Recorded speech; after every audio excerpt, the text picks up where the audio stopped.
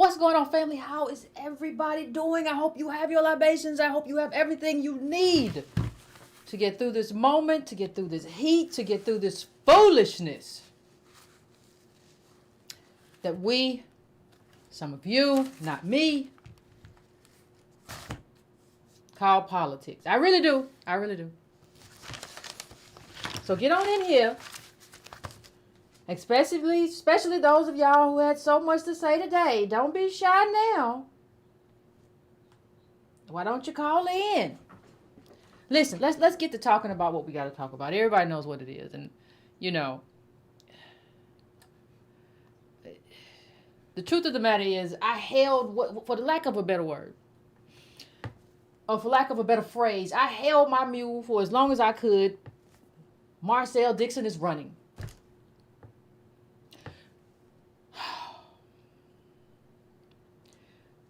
But a lot of you,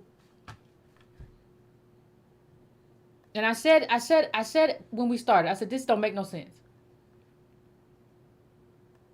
And of course he lost. What else was he going to do but lose? What else was he going to do but lose? See, you know, because I'm just going to get right to it. Ain't no need to pity-patty around. Hit the like button, subscribe if you're not subscribed. The channel's not gone. It's not dead. I'm just not here all the time because people crazy. And people are stupid. And for a long time, I have not called people stupid who follow people who went, you know, wherever. I ain't got no problem. I understand life is hard. But you can't think of nobody that couldn't make it through 9th or 10th grade as some kind of political scientist that you follow to go somewhere. Of course he lost. There's no win. There was never a win for him. Look. Now, it was more than that. I think he got up to like 2,000 or something, didn't he? Whoop this skiddly boop doop. Didn't he? And then let me tell you something. Let me tell you something about politics, because I'm tired of everybody hitting the reset button. We learn things. Listen, what we have done, you know, in terms of this movement is about data. I mean, how many videos did Antonio have to make about data? How many times do we have to talk about wealthlessness? The whole key to being wealthless is that you don't have the wealth. We're in a dark money era, right? Where capital and companies are people. Billions of dollars are flowing into politics. Clyburn is in leadership in the House. What did you think you were going to do when we talk about wealth? When we talk about wealth and we talk about what wealth means, we're talking about how it moves America and why you need to have it. Part of why you need to have it is because it's integral to doing politics. But if you don't have money, you have to have a movement. If you don't have a machine, you don't have the Democratic Party machine, you don't have the Republican Party machine, you have to have a movement. And people who want to make a fool out of you and take your money and act like you did something and pat you on the back are more than happy to tell you that this matters. Oh yeah, y'all did a great thing. Now give me some more money. Now y'all did a great thing. That was wonderful because it feels like something. But I want to ask you something. How did this improve your material quality of life? Because we have to ask, and I'm gonna get into it in a second, but I have to know. We all have to know. How long are y'all gonna keep doing this? How many hundreds of thousands of dollars do you have to waste on this garbage? How much money do you have to waste on this trash? I'm sorry. This was never going to work. Bakari Sellers came out early making fun. And if you know if he's making fun, the whole establishment is making fun. What that's telling you is that we went from being, and I hate to say we because I was never associated with this foolishness, but I hate to say we, but because he's associated, people now say, FBA ADOS, FBA ADOS. I told y'all a long time ago we don't have nothing to do with pimp, mix lot, none of that. But I don't even like mentioning it. But it's so many of y'all who just fall for the stupidity of this. And so Bakari comes out and he's making fun of you. Because now it's a joke. Now it's a joke. Instead of trying to actually be a part of the change you want to see, you come on Twitter, insult, yell names. It was so effective, you got 2K votes. He ran it up. He ran up the numbers, Bakari. You should let me take you to lunch and have a real conversation if you're serious. If not, stay on Twitter and be an influencer.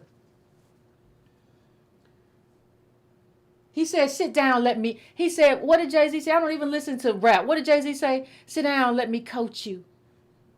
And I'm on to the next. Because what Bakari knows is that you have to, even if you had money, you have to have the connections in the community. Somebody said, oh, Yvette, I don't understand what you're talking about. How could anybody expect for him to jump in the race late and be an establishment candidate? Yeah, that means you're going to lose. That's exactly what that means. It means you're going to waste all your money and all your time and you're going to lose. Nobody, listen to me. The only time somebody jumps into a race late against an establishment candidate is if that candidate either drops out or shows weakness. Let me ask you, is James Clyburn, who is in the leadership, is he showing weakness? None at all. And the opposite is true. He is considered a kingmaker. He made Biden by South Carolina. People dropped out. He had his fish fry. All that stuff happened. Right? He's considered a kingmaker. Now, what you should do, if you had a brain in your head, if you had two brains, some of y'all got two, some of these folks who support this stupid stuff got two brain cells and they fighting all the time. Two brain cells, just, wait, I want to be. Listen, if you have two brain cells to rub together, what you will see in this man is he's 81 years old. He ain't long for this Congress thing. So if you really wanted to really do something, why not plant yourself in the community? Run for something local, start doing some local activism, get yourself known and build. Yeah, but that's hard and you don't want to work. You just want to lay down. Because there's a pimp who's been telling you for a long time, don't vote, don't get involved in nothing. So that's what you're used to. You're not used to no kind of discipline. You're used to just being lazy.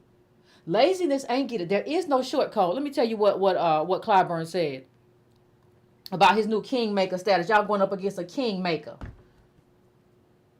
Now he ain't no in the Democratic Party, but he's making kings for them. Who you think they gonna protect? Even if he needed some more money, dark money would have flowed to him. In an interview with the Wall Street Journal, Mr. Clyburn defended throwing his weight around in races to advance personal and party goals, even if that means breaking with some Democratic members and activists. Mr. Clyburn has traveled. Let me move this a little bit up a little bit for both Mr. Sellers and Miss McBath in the May 24 races. Wait a minute, he wasn't even thinking about y'all. You know y'all little goofballs? He wasn't even thinking about y'all. He was out traveling. He's been all the way. He be doing stuff to get other people. Ain't nobody worried with nothing going on around here. Well, we made a change. No, you just did something to make yourself feel good. This is therapy.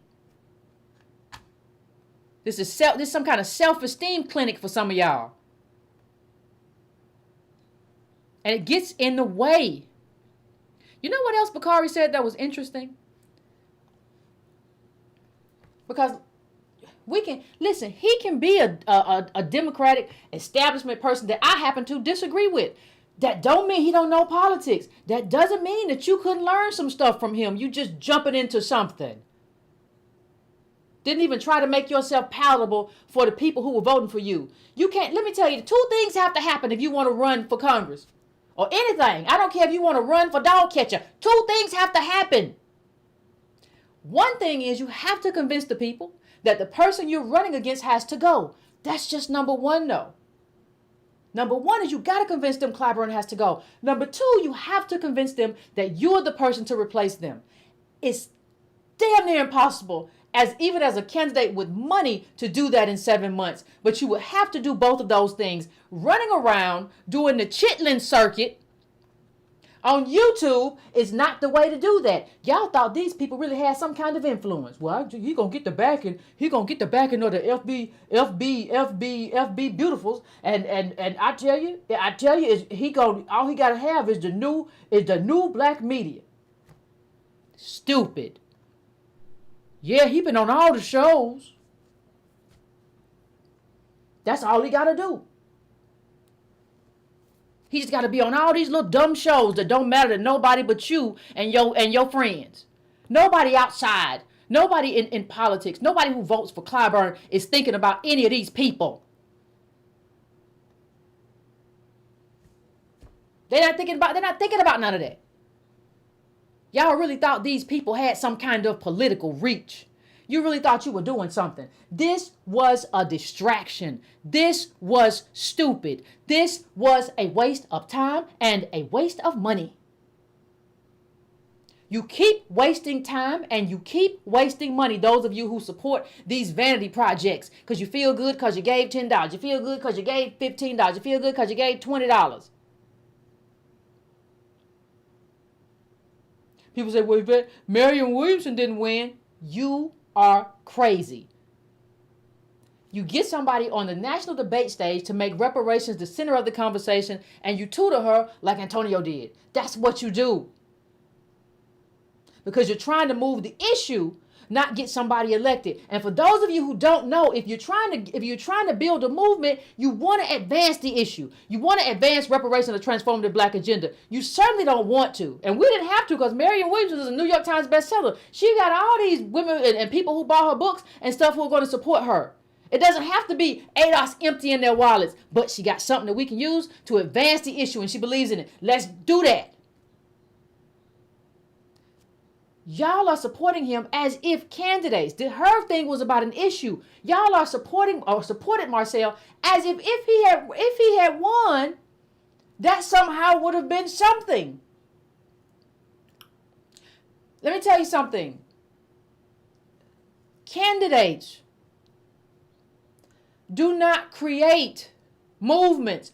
Movements can create candidates. I've seen candidates come out of civil rights movement. I've seen candidates for public office come out of, they even came out of feminist movement. They came out of labor movement. Movements absolutely can produce politicians. Politicians don't produce movements. And I can tell you one person by how quickly he folded to Tariq Nasheed and kissed that ring. He gonna kiss all the rings when he get to Congress.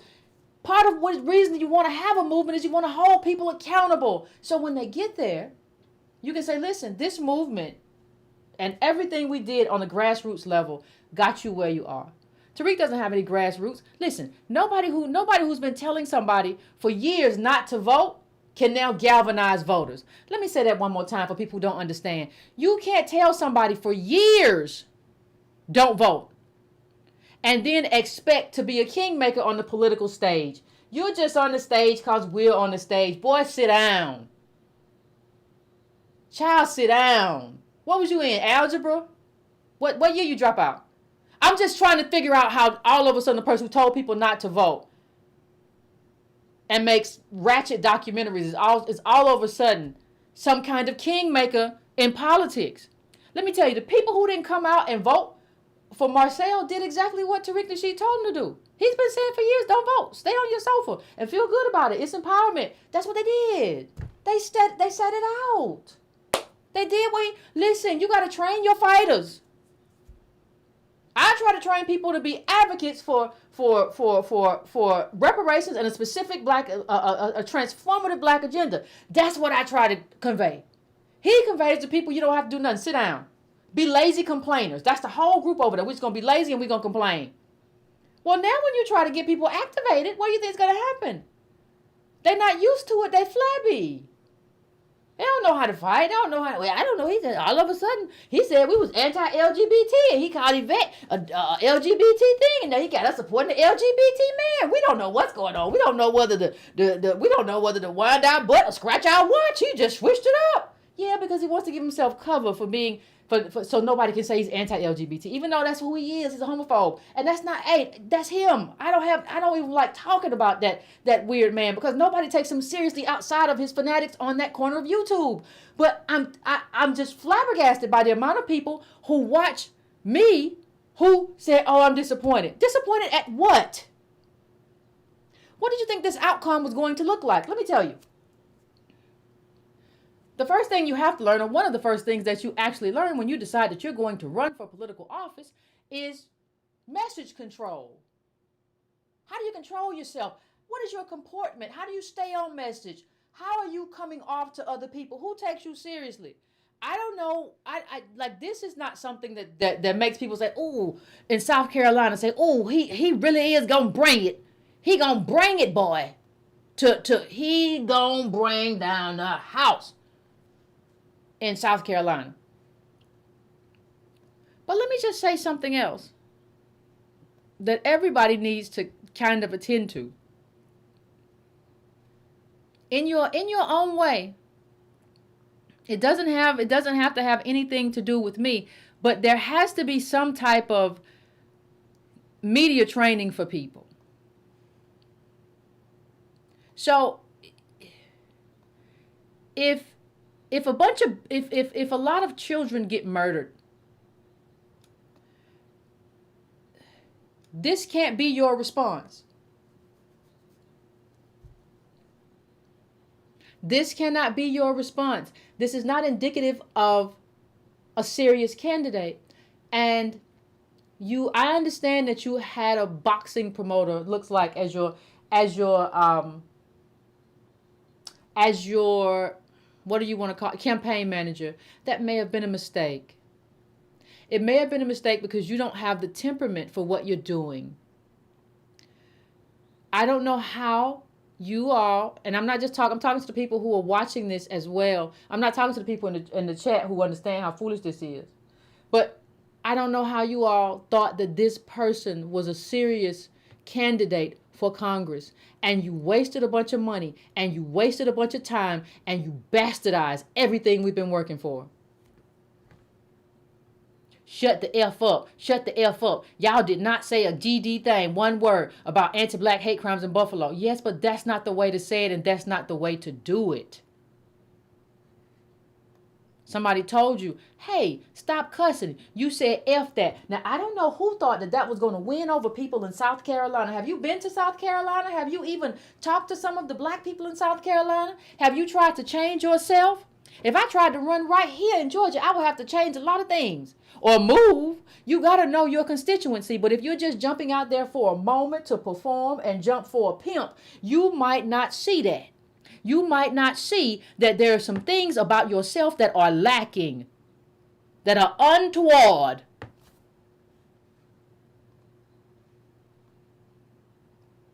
You was cussing at somebody else. How many times you just gonna cuss at people? What do you think that how well you think all that cussing go with sweet tea? I'm just asking, because this right here was always a fool's errand. And well, Yvette, what did you do? We got to do something. No, we don't. We don't have to do stupid stuff just to be moving. You're not a child. And you got to stop acting like one. When we got to do something, we got to do it. The org, yeah, because the org is being built from the ground up. Sturdy with bricks and structure. It's not like what you're doing. You're a child. That's what children do. Children, what I'm going to play? I ain't got no toy. I want a toy. I want a toy. I want spaghetti. I want Oreos. I want Lucky Charms. I want Lucky Charms. I want Cap'n Crunch. I want Cap'n Crunch. That's what a child does. You all, the people who supported him left their childish years behind, but they didn't leave the childish behavior behind. And so you just feel like you have to be doing something, even if the thing you're doing doesn't advance our mission at all. Even if the thing you're doing embarrasses you or should embarrass you. And if you don't know enough to be embarrassed, well, God help you. Look, we have people who can't stand me. People who can't stand me basically say, yeah, she's right about this. These people have only regressed. The further they get away from Yvette, the further that the more that they just don't know nothing no more. The further they get away, yeah, this person despises me. But they say, yeah, these people are becoming a joke. That's what they say. Now understand, this isn't somebody who, like when the people who hate you, right, come forward and say, gosh, the hashtag lineage movement, ooh, Hate it, love her. She understands electoral politics. It seems that after her movement got away from her, and the political maturity of her children, which was already elementary, has regressed. It has regressed. It's so sad to see stuff like that because it didn't have to be that way. We all could have stuck together and stuck to mission, but y'all went 10,000 different ways to do 10,000 different stupid things. And you think it's going to make you money, it won't. You think it's going to make you rich, it won't. You think it's going to get you attention that's going to garner something for you, it won't. We either rise together or fall together, and y'all are an albatross. Those of you all who are running around doing it, you all are an albatross. You are a weight around our neck. And at a certain point, we're going to just let you go. Cussing and running around and doing stuff. And then people been talking about you for 3-4 days about all. Come on. What was the path to victory? If we even talk about the money. You know, there's something called a cost per voter. So when we talk about that, let's go down here to the money and look at that just real quick.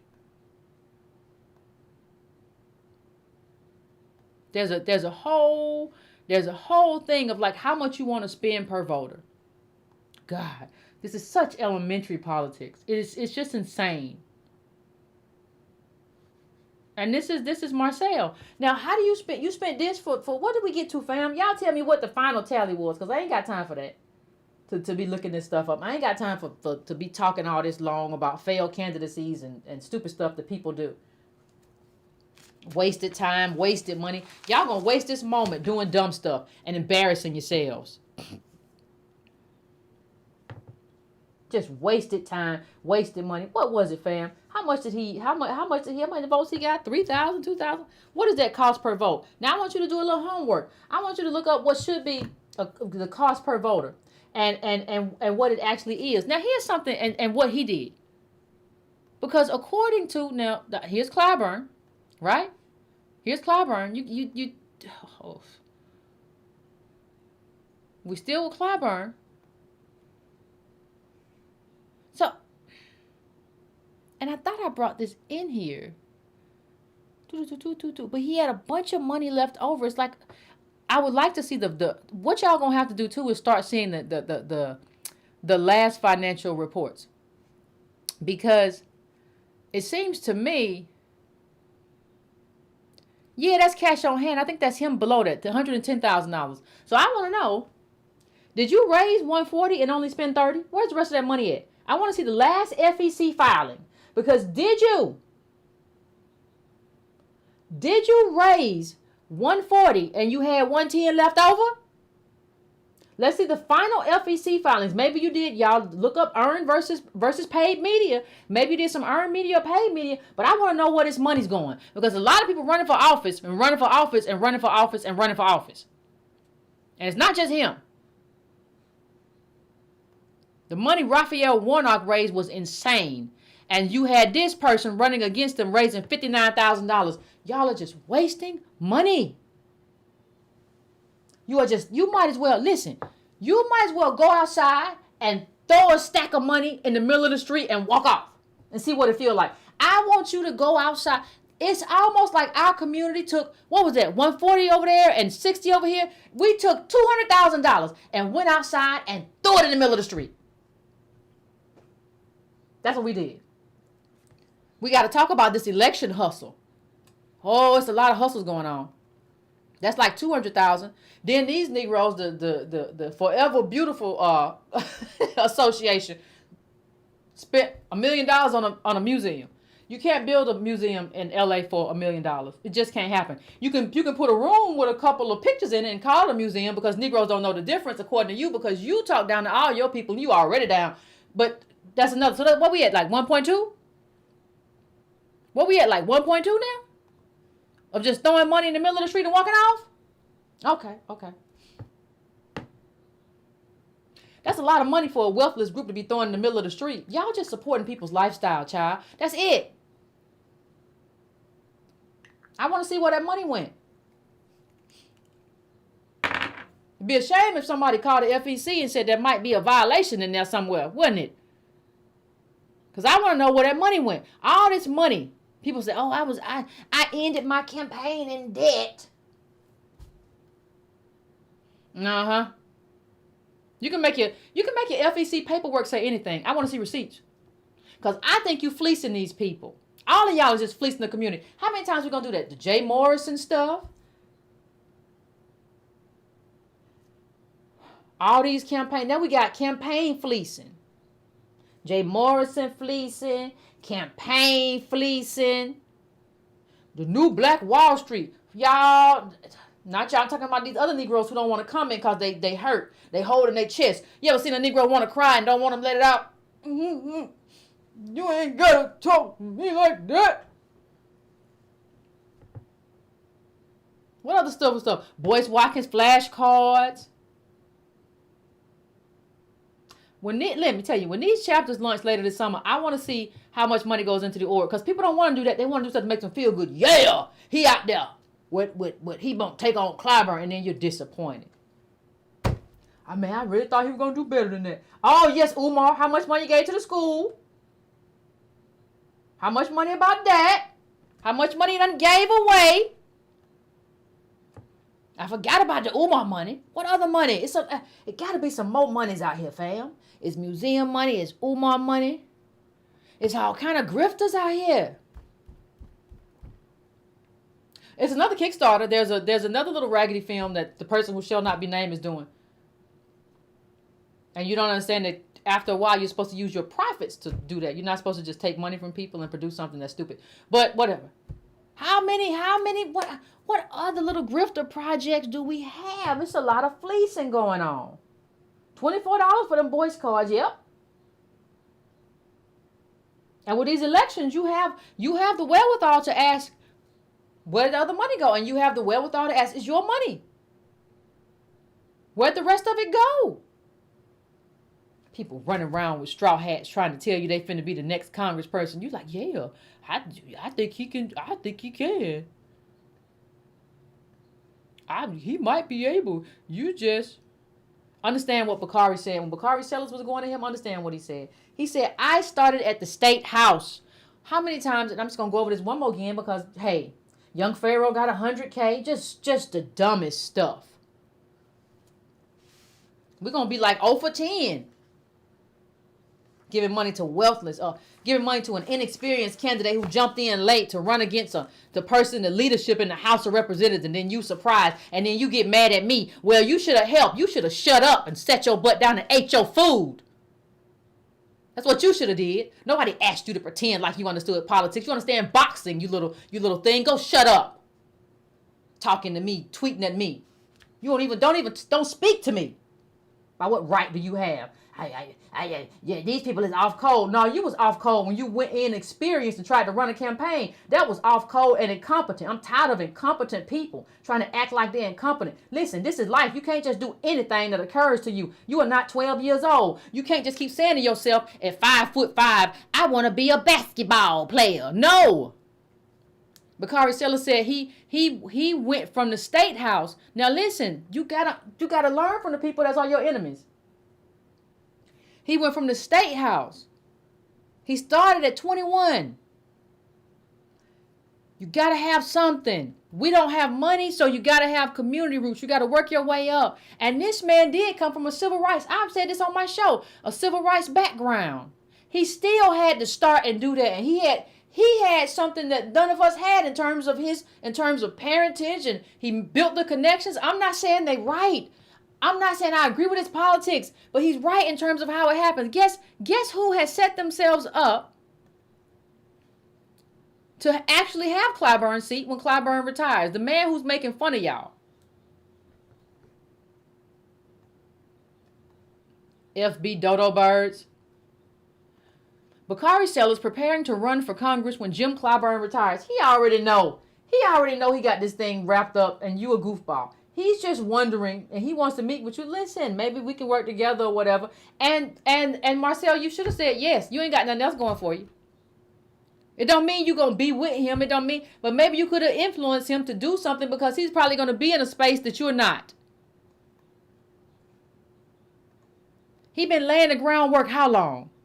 We got people that don't want to spend any time laying the groundwork. I just want to get in there and do it. I don't want to really do no work, Yvette. I ain't never met no work I like doing.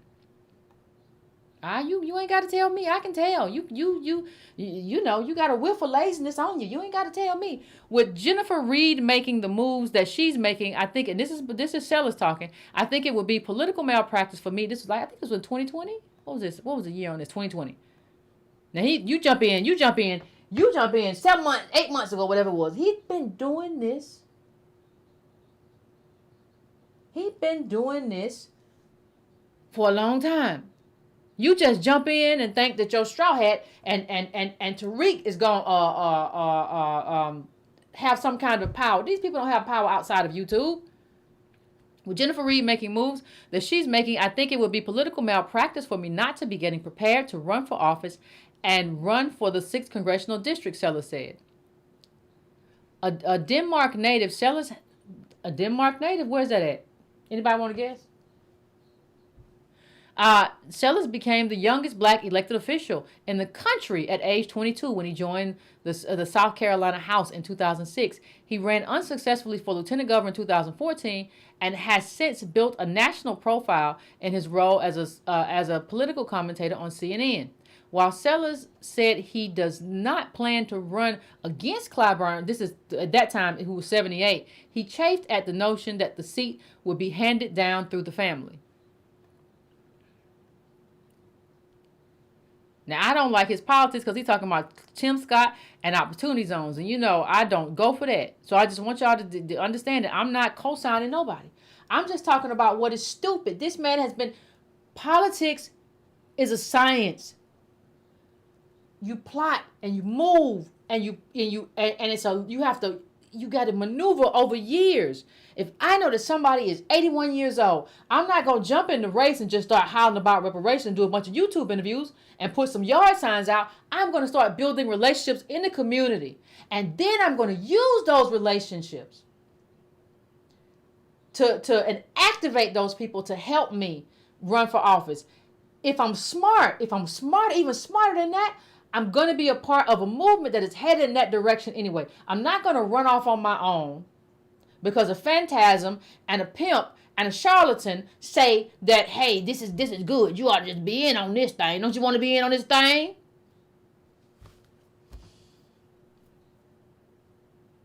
Brother Tough Love, I'm not digging this. Which part, child? It is what it is. Stupid is stupid. And if I don't care if you're uncomfortable. You got to stop doing stupid stuff. You got to stop just deciding that you want to run and do something stupid because it makes you feel good. Life is not about what makes you feel good. Life is about what is effective. What is effective? Self-esteem is a very internal thing. That's not the way to do it. Don't jump in late. Don't especially with an 80-something-year-old person, don't do none of that. You should build within the movement that we were already talking about. But y'all want to jump out and do stuff. And you just make us look crazy and stupid and dumb when you do that. You just make us look like we don't understand nothing about politics. You prove everything that they said about us. They said a long time ago, these people are just novices. They don't know anything about politics. They're going to fizzle out. And here you go looking like a fool and thinking that you're going to get elected based off of YouTube stuff. You look crazy. And you make us look, you prove them right when they say, these people don't understand politics. I understand it. But, hey, y'all want to go your own way. You wanted to form a Voltron with a pimp and everybody, you went to Cali and said, we're going to do the reparations thing. You went over here to over here and said, we're going to do the... You just tear things apart in the worst ways. In the worst ways. And Marcel, honestly, let me just talk to you one-on-one. As a man who is obviously queer, and I remember your old YouTube, I remember your old Twitter account, the one that I think got suspended. If anybody does any kind of opposition research on you, if you get somewhere, you're finished anyway. And you know what I'm talking about. And for you to allow Tariq to use you in that way as cover so he doesn't get called homophobic is just the most, it's a cowardly thing to do. It's a very cowardly thing to do. You should never let anybody use you like that. You should always say I'm better than that. You should always say I'm worth more than that. But Kato, yes, child. You should always say I'm worth more than that. And you shouldn't have admitted half of the stuff you admitted on that Twitter profile, because they can bring that stuff right back up and say, you know what you said. Talking about an LGBT shield. Child, there's some stuff in there that made me blush, and I don't blush. What you did? What, honey? You don't think these people gonna find that? If they ever decide to take you seriously, you don't think they gonna find out that stuff? Woo-wee. Now nobody will ever let all that stuff fly with me. I was in a parked car, and I used to like to do stuff like that sometime. Everybody would throw me off a bridge, but y'all decided that, like, all the people who be like no bussy decided that that's some child. I'm not even getting into the hypocrisy of this, but people do opposition research. And opposition research would find that. So even if you had gotten some traction, you couldn't have survived the opposition research. It's basic. For people who understand politics, it is basic. The fact that you got Bakari Sellers on here laughing at you talking about how he won 4 out of 5 races, and got 400 more votes for Congress. You got 400 more votes for Congress than I did in my state house seat. That means you should have started off at state house. I don't know why some of you folks view yourselves as superstars. You're not a superstar. View yourself as a nobody. And it'll make it easier for what you have to do. Just view yourself as that. Just humble yourself and view yourself as that and run for something local, and you can train yourself. And you can learn and make mistakes without your mistakes becoming this huge thing.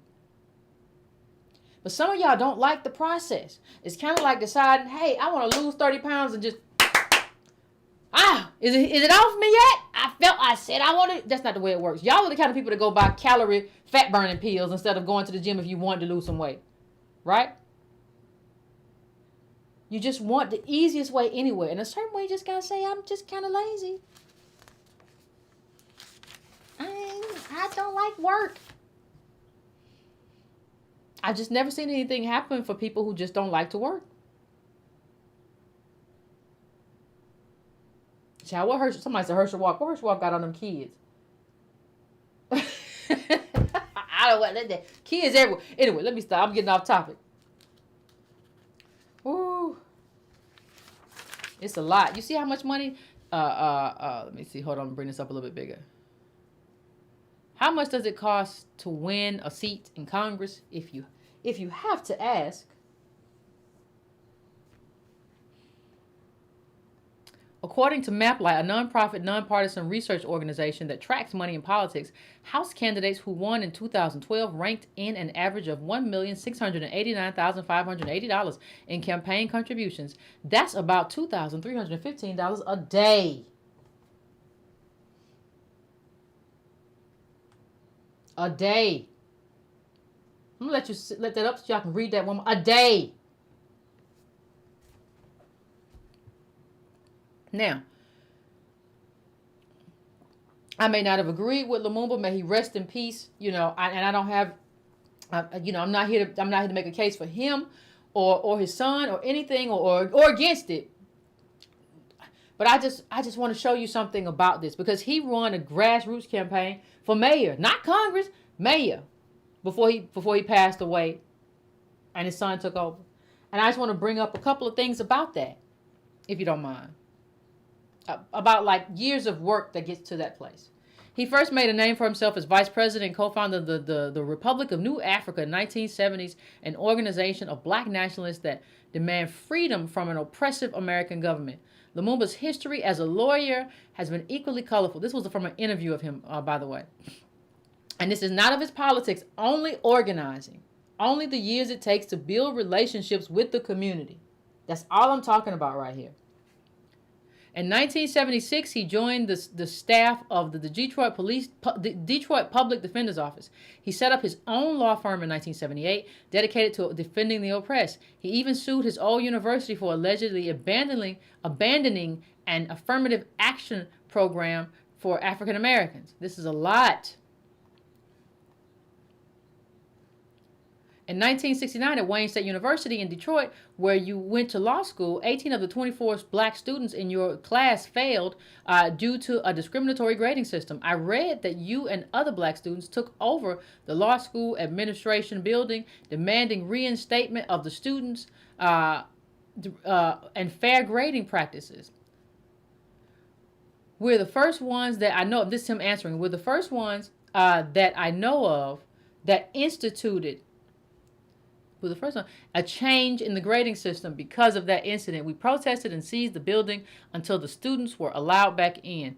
I'm just showing you, like, before this man became mayor, I'm showing you like a lifetime of advocacy. That's all.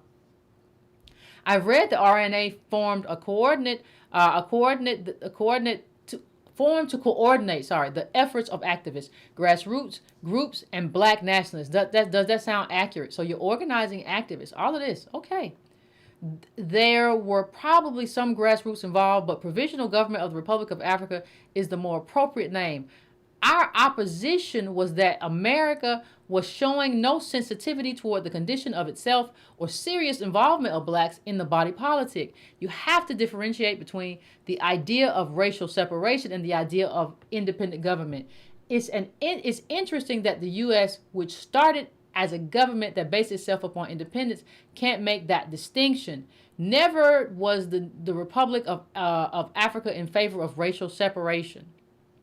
White people were not restricted from the organization. The argument was that black folks needed black power in state government. So you're advocating for power in state government. Like, understand that this is the kind of organizing that went into him getting elected.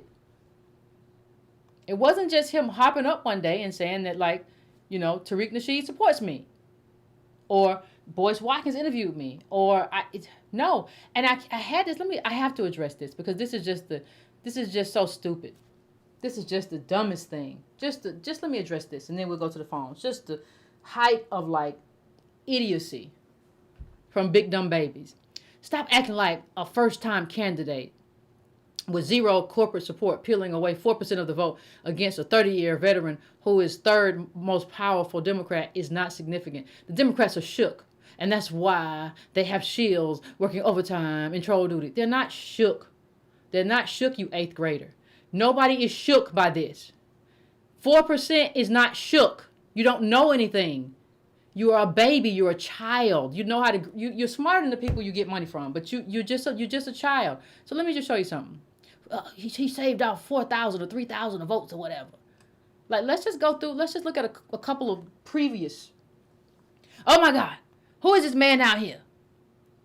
Mark Hackett or whatever his name is? Cause the Constitution Party, he shaved off 2,600 votes. Oh, this must have him shook. That this is a previous Clyburn election. He must be shook. I mean, you telling me to get a little bit of the Constitution Party must be on the march, right? The Constitution Party must be on. If we're going to go by the big dumb babies logic, the Constitution Party must be on the march. Because look how much they shaved off of Clyburn's win. They on the march. They must be. The Democratic Party is shook. The Democratic Party is shook. Oh, child. No. Wait a minute. Who is this person who ran against Clyburn? They got 3,214 votes. Who is that? Brian Pugh? Oh, my goodness. Oh, my goodness. The Democratic Party got to be shook. They must be shook. It's a big deal when somebody shaves that off. No, it's not. You think it's a big deal because you're stupid. It's not a big deal. You think it's a big deal because you know anything about politics. No, you're just dumb. Like, that's just what it is. It doesn't mean anything when somebody wins that little bit. It doesn't mean anybody when somebody shaves off 2, 3, 4,000. That doesn't mean anything. You just don't know anything. That's all. You don't know anything. You just know how to fleece your own people. And yeah, they get self-esteem. They live vicariously through you. I don't know what to tell y'all. But that don't mean nothing. People do that every day, all day. And nobody's shook. The Democratic Party ain't shook. As a matter of fact, the fact that Bakari was making jokes lets you know that the whole that wasn't the only joke that was made. But I want to know where all this money going. I really do. I want to know where all this money went. I want it all accounted for. Where did it go? Who took it? What was it spent on? I think you have to hold people accountable. You should want an accounting. Right? What's going on? And this was just all of this stuff was just stupid. Is the 110,000 still there? Where was it?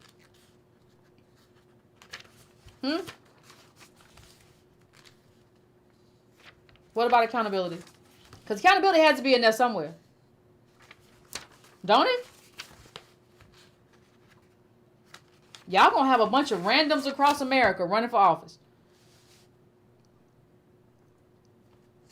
Just a bunch of random people.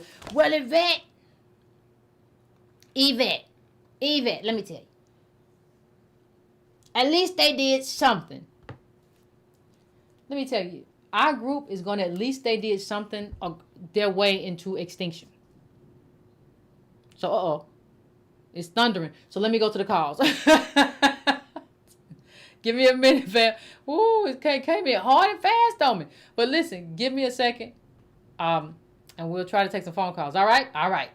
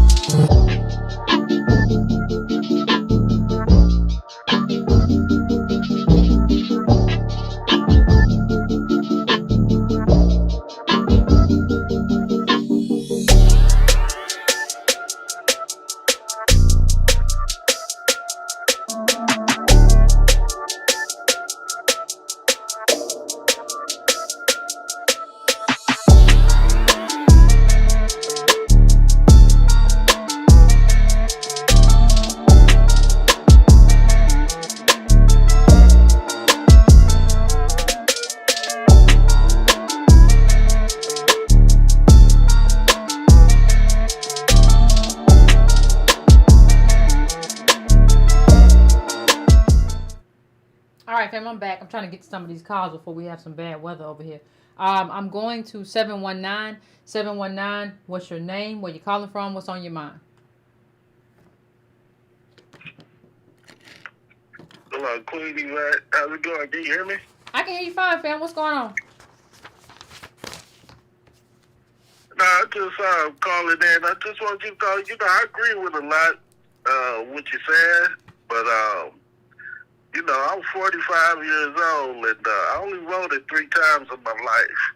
I have absolutely no faith in this society or this political system. You know, we got to start from somewhere. Well, you might as well just die then. Like, I mean, we already started somewhere. Like, we started somewhere. I don't know where you were. See, that's kind of the thing. I'm not trying to be antagonistic, but like some of us have already started. This didn't begin with Marcel. This actually began, if you want to talk about the ADOS movement, it began with Antonio Moore and Yvette Carnell. So it didn't begin with him. So if you tell me we got to start somewhere, child, I've been started. I've been watching politics since elementary school. I don't know where you been. If you run for office, I support you and Toad. I'm just saying, but I don't care about Marcel or whoever it is. I'm just saying we got to support our own candidate. No, we don't. No, we don't. No, we don't. No, we don't. And I'm happy you said that, though. I'm so happy you said that. Because you don't. If I jump into a race, you shouldn't just blind faith jump in with me. Just because you like me. Or just because you support me. You should do an assessment and say, listen, Yvette, I love you to death.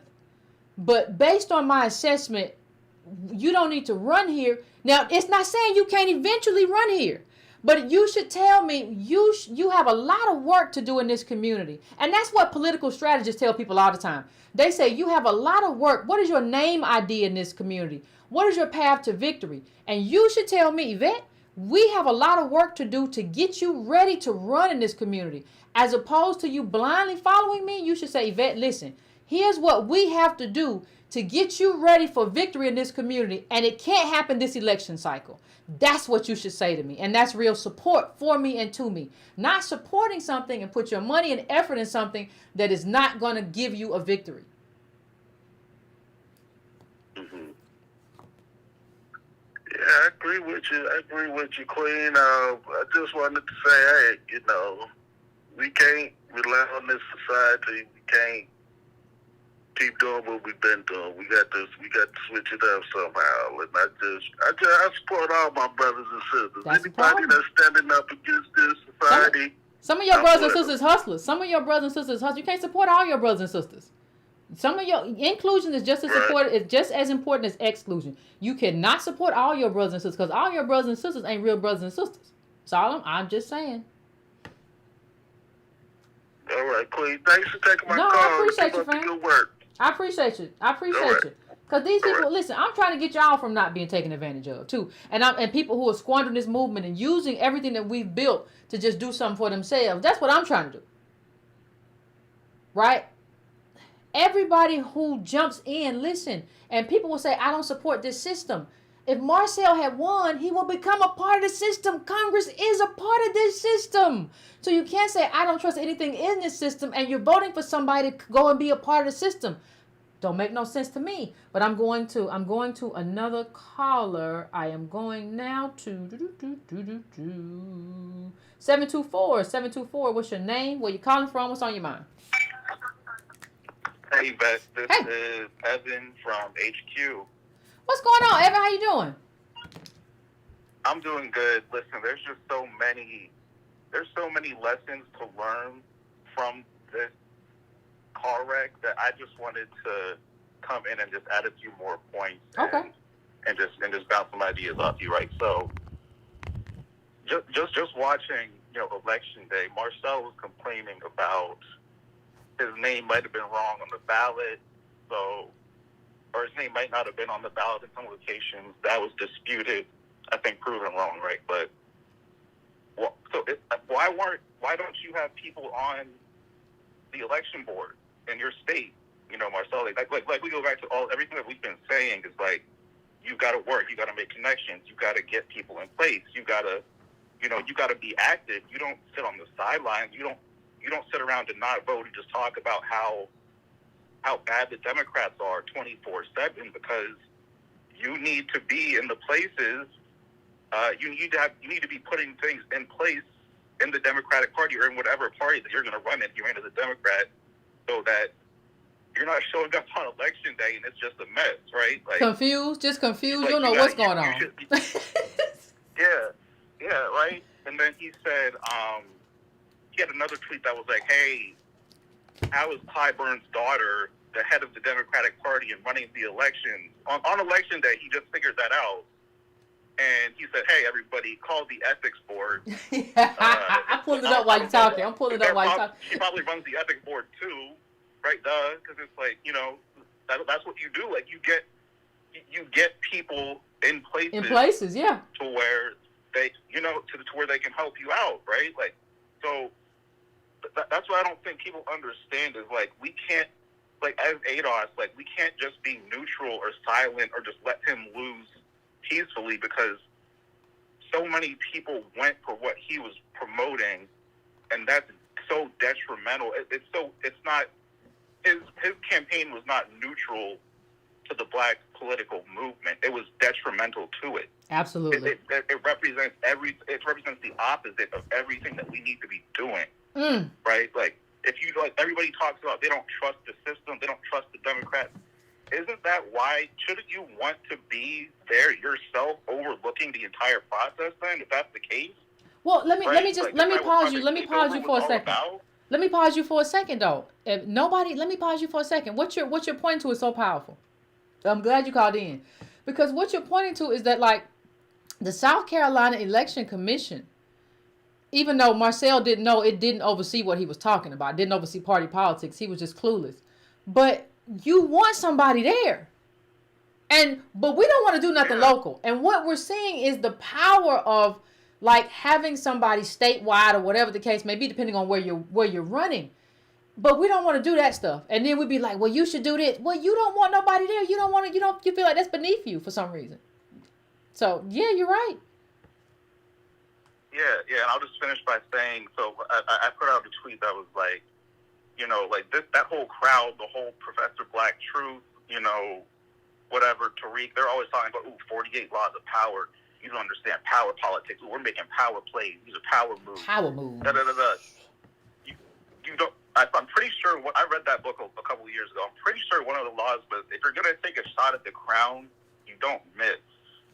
I'm pretty sure that was one of them. And this was a terrible, ugly miss. This was embarrassing. That's all I want to say. Thank you, Evan. Yeah, they be talking about power and don't know how to. But talking about power, and then when they lose, talking about ain't nothing wrong with losing. You said you knew how to wield power. There ain't nothing wrong with losing. Thank you, Evan. I appreciate you calling in. I thought you read the book. Thought you knew how to do it. No, y'all don't know how to do. These people don't know how to do nothing. They just be talking loud and saying nothing. The ethics board got to get involved. Y'all don't want to do nothing local. So first of all, you don't know nobody on the ethics board. Second of all, you don't even know what the ethics board does. Let me tell you, one of the things that I have said that we have to drill in as a foundation is that everybody got to know what organization does what. You got to know what when you talk about your ethics board, you got to know what your city council do. You got to know what everybody does. He went into an election and didn't know the role of the ethics board. Ooh, shucky ducky, quack, quack. 470, what's your name? Where you calling from? What's on your mind? Yo, my name is Lawrence. How you doing, Yvette? I'm doing all right. I can't complain. And if I did, wouldn't nobody care. It's a pleasure. It's a pleasure to speak with you. I've been following you for years. But yeah, I was this Marcel thing. I was in the Twitter Spaces with the FBA and all of the whole thing. And the biggest issue that I found was the team. And a lot of the people that were running his team were running these Twitter Spaces. And when I would talk on there, they were very unopen to listen to anybody else to have any input on what they were doing. And I was letting them know that, Marcel has 900 Instagram followers. There's a lot that you guys are not even doing right just in terms of people even knowing who he is. And then, there's not a crack at him, but image-wise, they had him dressed like the little girl on the Wendy's. The little girl with the pigtails. The little girl with the pigtails from a long time ago. I'm old enough to remember what you're talking about. That's how they had him looking. And in terms of notoriety and pushing imagery and everything to get people to follow this person, they were dropping the ball on even some basic levels in terms of not just the messaging, because the messaging was lost because him being associated with Tariq, you're losing the little bit of LGBT people that would have supported you.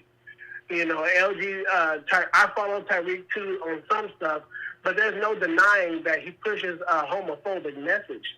And if, Marcel being a part of that community, those people are going to turn your back on you when you're associated with such a huge anti-LGBT force. He had tweeted that the LGBT community has turned its back on me. And I'm like, dude, it's because of who you're associating yourself with. Yep. But, and it's not because, let me just say this, fam.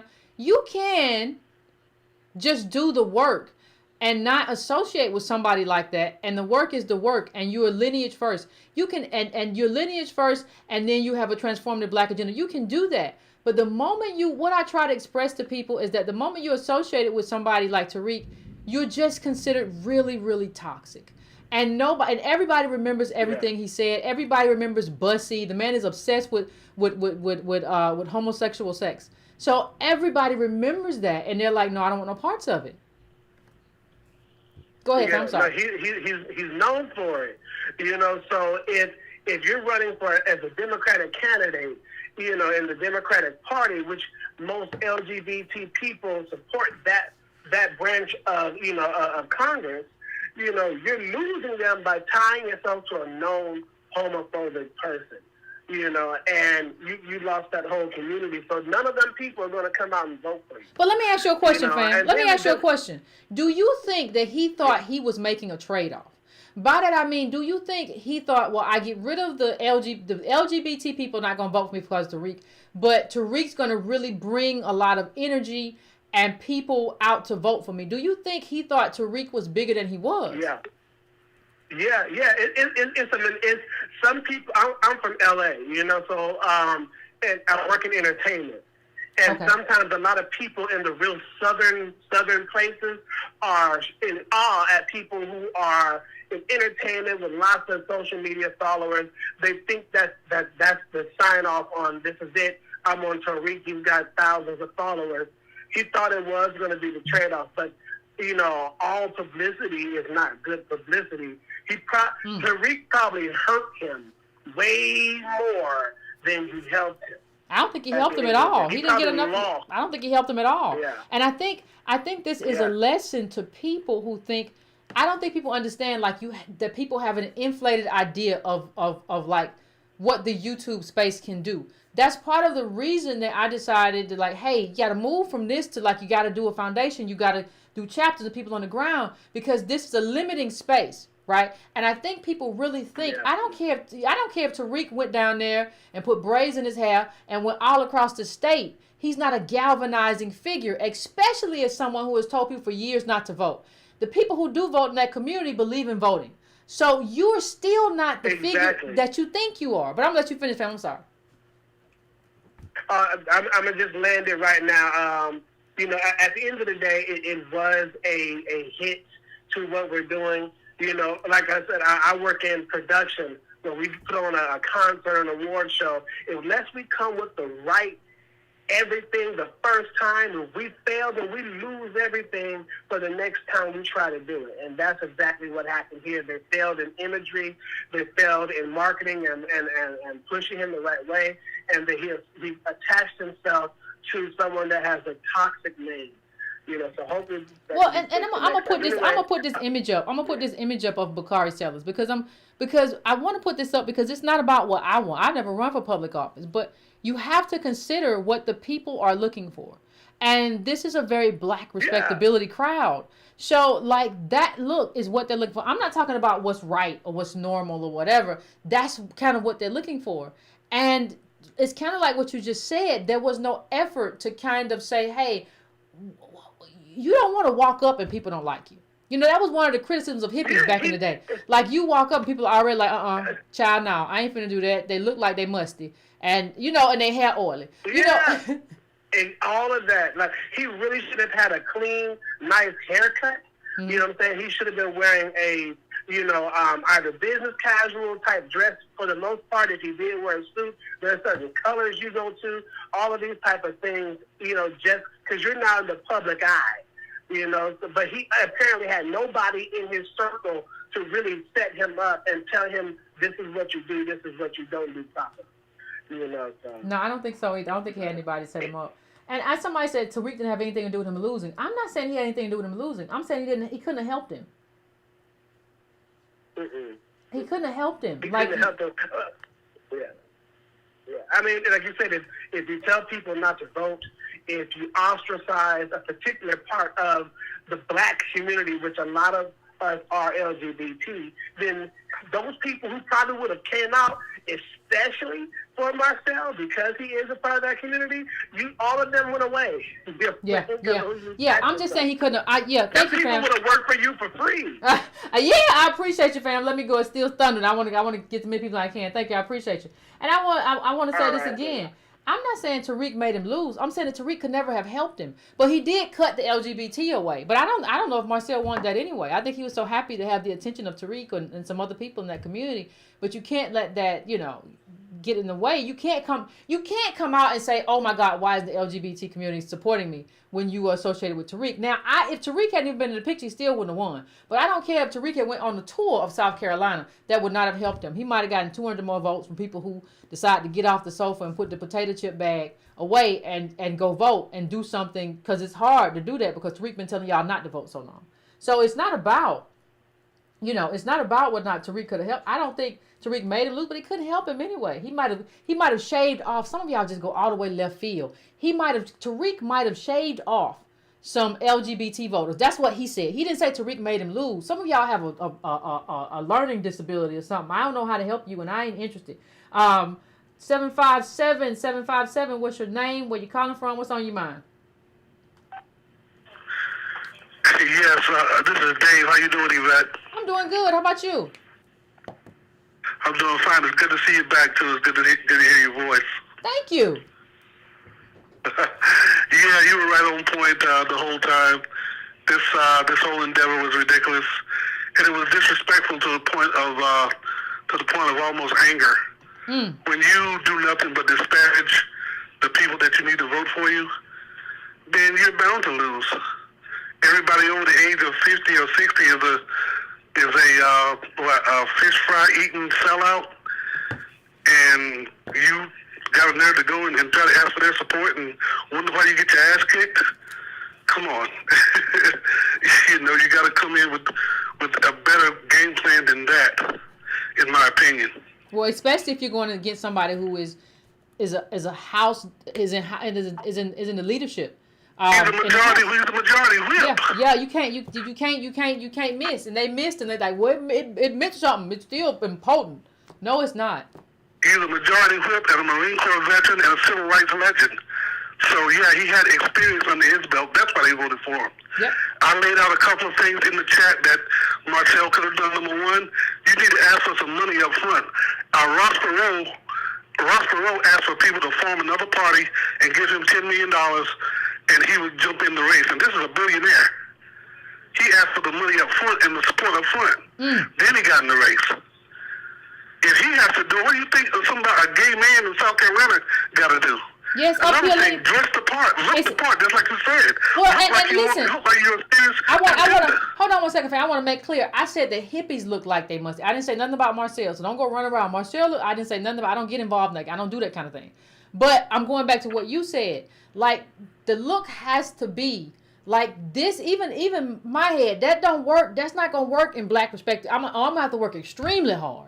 Right, extremely hard, because that's not something they gotta love me like. That's my little granddaughter. Oh, that's my niece, but she look real wayward, but she good with politics. So, you have to, but you're right. It's certain concessions that, unfortunately, when you run for public office, I'm not talking about activism. When you run for public office, even activism in some ways, you just have to kind of concede, right? But go on, fam. I'm sorry. Also, too, if you're gonna do that, when you approach them with something to offer, something real. He went on the show and told people that he wanted to put black kids in segregated charter schools in 2022. Yvette. What? Segregated. Yeah, he said he wanted to put black kids in segregated charter schools. That's what he said. And I'm like, man, are you even trying to win? Damn, if you worked damn well, you couldn't try to lose that good. And the charter schools are very conservative. So what happened too is that people started calling him like a conservative.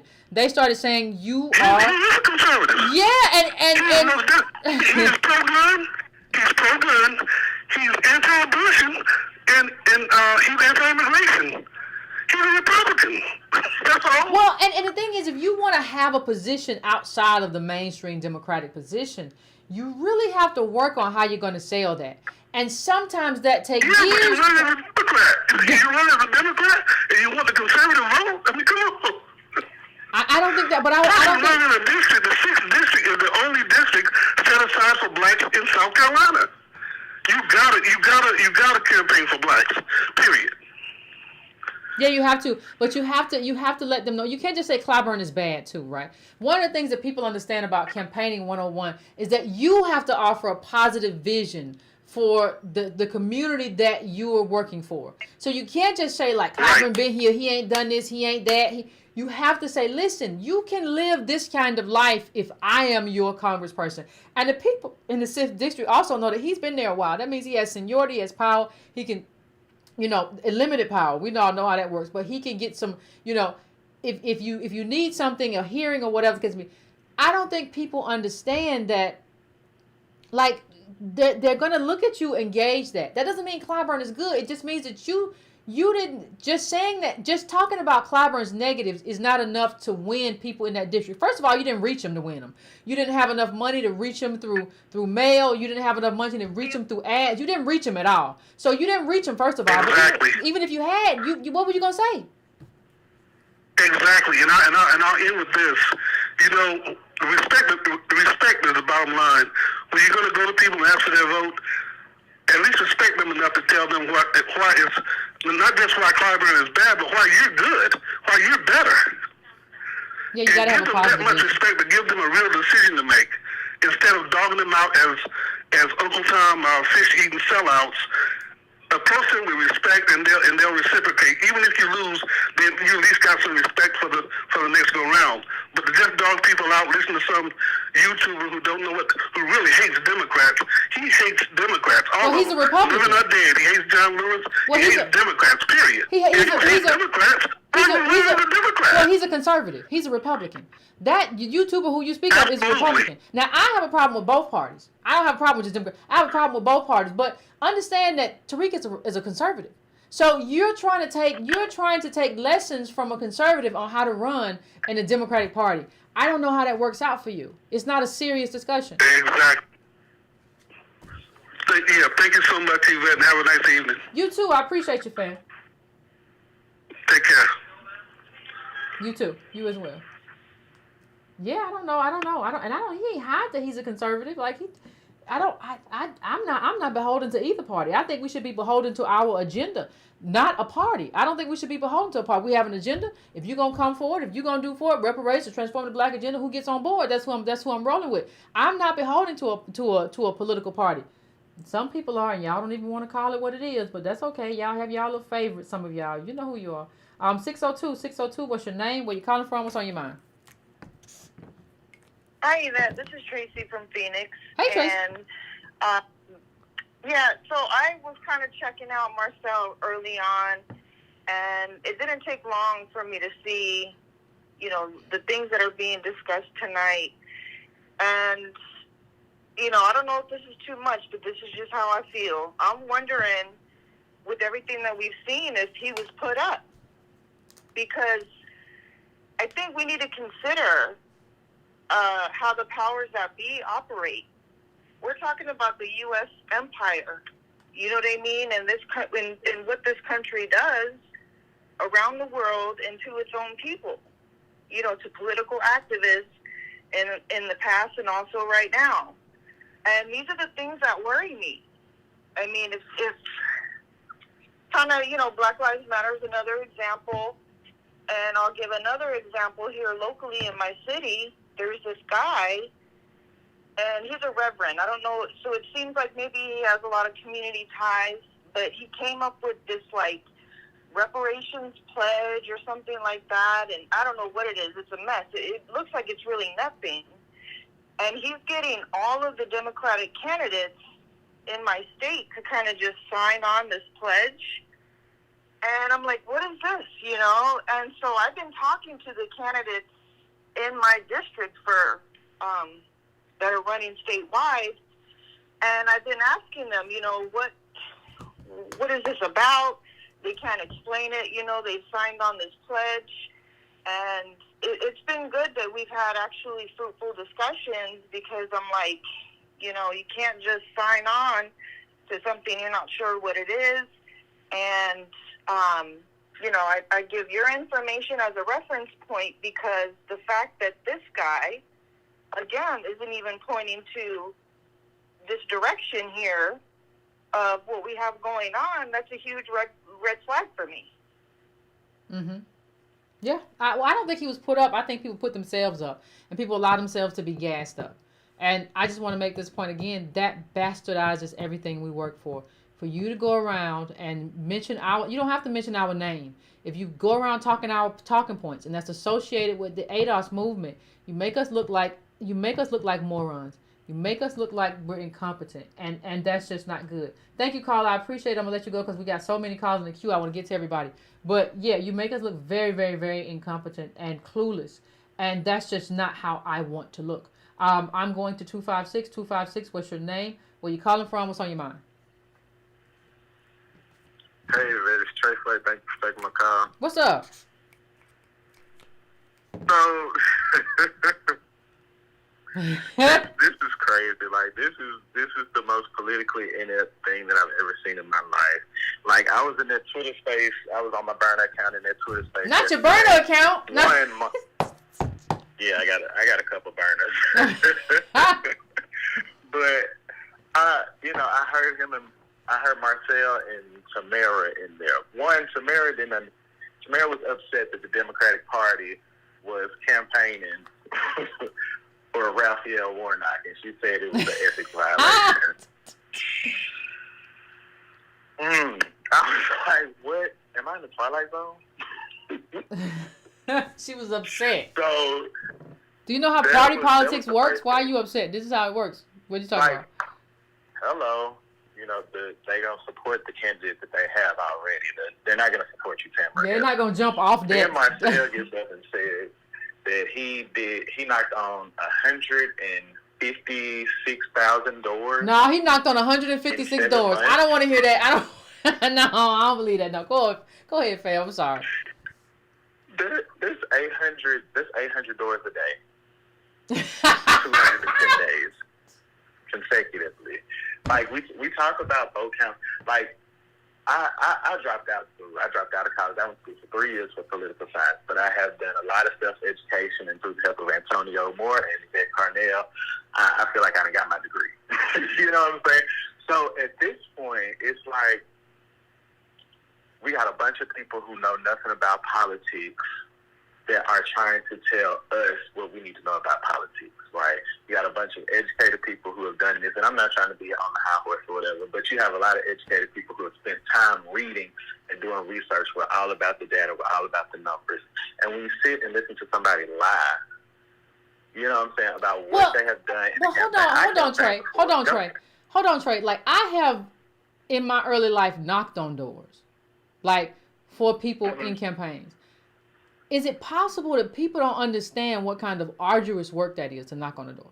Because if somebody open the door, you screw. You got to have a conversation there. You can't just hang that door knock on there. Oh, yeah. Do you understand how many people? Yeah. You cannot do that. You're talking 800 a day with 140,000, and you didn't spend even half of that, according to the FEC right now. And y'all didn't say, like, no, that never happened. This Negro is lying out of his top hat. Y'all didn't say that. I'm just saying, like, what do people think? Yvette, like, you could not have knocked on doors. Like I said, I campaigned. You could not have knocked on doors. 800. If you knock on somebody's door and they open that door, you might be there for an hour and a half. Child, just talking. Well, I don't know what they think about so-and-so. What they think about to go? You know, talking about nut cats. Anything like these people will get on a tangent, and some people just glad to have somebody come by their house. And the older people just happy to have somebody to talk to. Yeah, the older people just want company. So if you go to the old people's house, they just want to talk. Yeah. And I understand that, but you're gonna be there a minute. 800 months, child. Then another thing, Yvette, if I was in this district and I was planning on running, which my plan to run for state house is 8 years. The first thing I would have did is anytime Clyburn came in my area, even though I have a great disdain for him, I'd have been opening up for him at every speech that he had. I'd have been putting my foot in every single door that I could that he was there where the Democratic establishment would be, so that I could be poised to go into that, because politics is a game. It's a game. You can't go in there hollering reparations. You got to go in there, get in the door, and then you get all the stuff that you want afterwards. And then you're one person. So first of all, you don't know politics, so you don't know how to wheel a deal. You don't know nothing about caucuses. You don't know about ethics committee. So you don't know how to caucus. You don't know how to talk across the aisle because you are already talking about you going to run to the Republican Party. Come on. And my last point is, I'm gonna let you go. I'm gonna let you go. I'm sorry. We're gonna be Republican. That's gonna be interesting. I'm gonna watch that. You know me and you. We can get on here all night. But listen, this is my last point. When I ran a campaign for young adult president for the CME Church, and the guy that was the current young adult president, he came to me and said, "Terrence, you should run for Episcopal rep, which is a lower position. This, that, and the third." So at the time, it hurt. It stung. But in hindsight, I should have did that when I ran for city council. The black man that was running for mayor, he was a former city councilman way back in the day. He told me and another guy that was black guy that was running, he said, the best advice I can give you is to make sure you're going to pick up every sign so that you'll be ready for next time. Now, when he said that, it stung. It hurt. But he was absolutely right. Yep. When you do politics, when you run for these offices, you got to put your foot in the door at the very bottom. And you got to be able to get your head knocked off and get up and go again. Yep. So, and build relationships as you go. You just build relationships as you go. People start to respect you as you go. They get used to seeing your face. They start to trust you. You start building networks. Activists come on board. It's a whole lot of stuff you do to build up to that. And I don't know how they thought that they could go to a YouTuber who says don't vote, or they could go to Boyce or the child with the wig. Huh? As the outreach team, how my city was in there big up in me. How they was giving me my props for what I do in the community. Now, when you do community work, you can run for office, but when don't nobody know you, you can't run. Like who? I don't know. Child? No. Yeah. I understand, fam. I understand wholeheartedly. I don't know what they're doing but embarrassing us. I appreciate you. As always. Whew. All right, fam. Appreciate you. Yeah, they just out here embarrassing us. I was doing 800. I didn't know the child said 800 a day. Oh, people just say anything. I can run up, child. 917, what's your name? Where you calling from? What's on your mind? Hello, how you doing? Pretty good. My name is Ron. Hey, Ron. Yeah, I want to ask you a question. I called you before. I'm the gentleman that talked to you about being stabbed in the back, and you said stabbed in the front is just being stabbed and stabbed. Now, that being said, I have a number of questions. Do you have to know politics to get in the game? Because of social media, it changed the whole dynamics of politics. So the blueprint is gone now, Yvette. Are you asking me a question? Do you have to know it? Well, I think... Yeah, I'm just asking you. Do you have to know politics to get in the game? Well, I think D. Ray McKesson, who is one of the most well-known people we know on Twitter, has way more Twitter followers than the YouTubers we're talking about.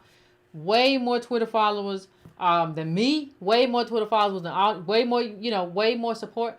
He went to Baltimore and tried to run for, I think it was mayor, and he got very few votes. And what that tells you is that yes, you have to know politics. No, Twitter has not changed the game. Now, what it can do is it can augment, it can help you if you're trying to get people to know where to go. You definitely need a social media aspect to what you're doing. But the idea that it's changed the game is incorrect. The game is still the game. Yeah, but the thing about the game is the people change the game around you, so the dynamics change, the algorithm changes. And that's what I'm trying to say is that it's being at a dance party. We can be on the sideline on the floor, but we got to get in the dance. I mean, don't you want to pose a threat to the party, any party, to let them know that you're here and they have to look over your shoulder? Don't you want that? Do you think Marcel posed a threat to Clyburn? No, but he's in South Carolina. South Carolina is a different dynamics where you got a lot of older generational blacks where they vote on like a block voting. Everybody knows Clyburn. So how do you disrupt that algorithm? You can only listen. The only way to disrupt the political algorithm without money is through organizing. There's no other way to do it. And anybody who tells you that you can do it another way solely is just lying to you and trying to take your money. Check your pocket.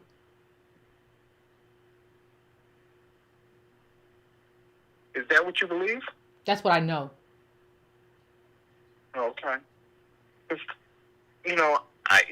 my thing is that the guy tried.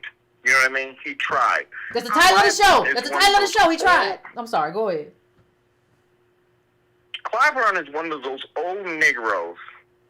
He's the old lion of the pack. And we need some young lions to fight him, but nobody knew how to fight Clyburn. He got the old money. He got old Negroes. He got the church. He got the grassroots. So how do you dethrone those type of Negroes? He's 81 years old. You wait and you build. The man is 81. That is an elderly lion.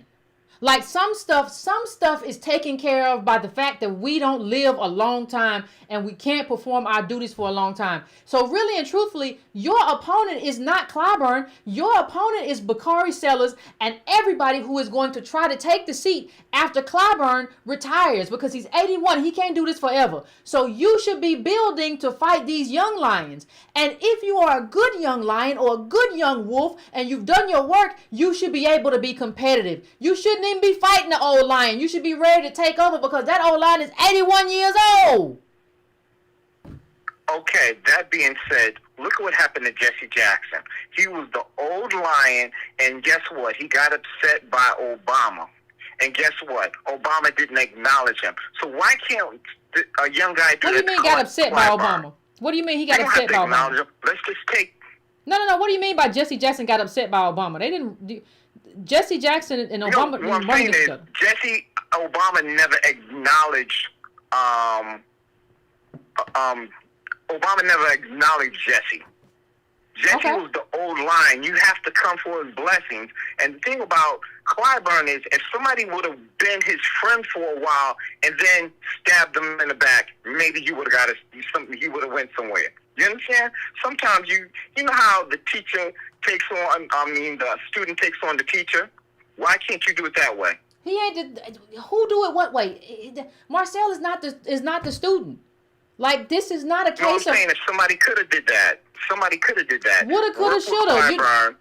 Woulda, coulda, shoulda. If I was 5 inches shorter, I'd be 5'5". Like, woulda, coulda, shoulda ain't nothing. Okay. The question is, what do you do today? Like, what is the smart move right now in terms of if you want to run for something? I would say the smartest move, though, is to be a part of a movement. Like, I would say the smartest move, I always say we rise together or fall together. That's just the truth. You fail because you were supposed to fall. Like, we don't have the wealth to do that. You can be the fiercest young lion, but you will never have the connections that Bakari and all the people who are going to run against Clyburn are going to have. You will have to have something else that fuels you in addition to everything else you have to do. And he chose to do none of those things. So nothing happened for him. And so now he's back to cussing on Twitter. God bless him. But this is not a recipe for success. So you're encouraging everybody to start with grassroots. Yes, you don't have the money to just jump out here. You don't have the money to do it. You gotta be a part of an organized movement, and you have to be an organizer yourself. You have to be able to move people to act for you, and that usually means you have to be a part of that community. Not just somebody talking about how Clyburn is bad. No, you have to be a part of that community, a person who people can say, listen, a track record matters. Even if we're talking about ADOS Foundation, ADOS movement, I can say this is my track record. This is what I said about Obama. This is what I said about reparations. This is what I did. I have a track record of information, political content, and stuff that I've taught, done, or whatever. You have to have a track record. And it's a different kind of track record that you have to have if you're deciding that you want to run for office. It's a different track record. Now, if you actually have the support of a movement, right? And you have done your work, because you got to do your work too. It can't just be movement lifting you up. Then that's a different thing. The movement can be the gasoline for you. But listen, you got to work, and you just can't jump out there and think you finna challenge somebody. They got a bunch of money. You have nothing,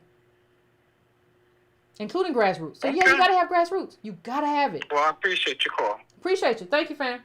Thank you. Let me see who I'm going to next. 704. What's your name? Where you calling from? What's on your mind? Oh, hi. My name's Crystal. I'm a first-time caller, long-time listener. Hey, Crystal. I just wanted to add like a small a small tidbit to the conversation. And people may already know this, but, you know, some folks may not necessarily be aware in terms of thinking about Clyburn and, you know, his constituency. It's not just that he's old and that the constituency is old. He's the first black person to represent the state of South Carolina since Reconstruction. Like, for 100 years, there was no black representation in Congress until he came along. That's huge. And and of course, you know, his constituency knows that. And I just think that that's something to keep in mind in terms of the kind of, like, monumental achievement that must have taken. It's probably going to take something similar in terms of the kind of organizing that you're talking about to not only potentially defeat him or replace him, but for that person to be a black progressive. There's no guarantee that if he retires or, you know, Lord forbid he, you know, passes away or whatever, but when he is gone from that seat, who's to say that a black person is actually even going to replace him with, you know, the gerrymandering and everything else going on in the state of South Carolina? So I just wanted to kind of put that historical perspective out there. And explain how, you know, there are people there who I'm sure have pride in the fact that he's the first, right? And you have to take that into account. And they may consider it disrespectful if you just come into that space and speak about him that way. Like, having political content and feeling how I feel is one thing. If I was going into that district, though, and campaigning, I would have a different kind of posture in terms of how I spoke of him, because people consider him an elder, I would have a different posture. And I think you have to have that conversation. I think you bring up a very good point. Thank you, Carl. Yep, thank you. Bye-bye. Bye-bye. I appreciate it. Yeah, that's true. You have to think about the people that you're trying to win over, the people that you're trying to communicate with. 561, what's your name? Where you calling from? What's on your mind? My name is Carl. I'm calling from Palm Beach County, Florida, the home of the former President Donald Trump, and the state from which Donald DeSantis, Rick DeSantis, whatever his name, is getting ready to run for president. And what I wanted to talk about was the opportunity for us to take a pivotal moment and look at our manhood inside of our community as we can focus on the idea of Father's Day, because we understand that these are very pivotal days, whether we like it or not. They identify different sources where we find energy being deposited.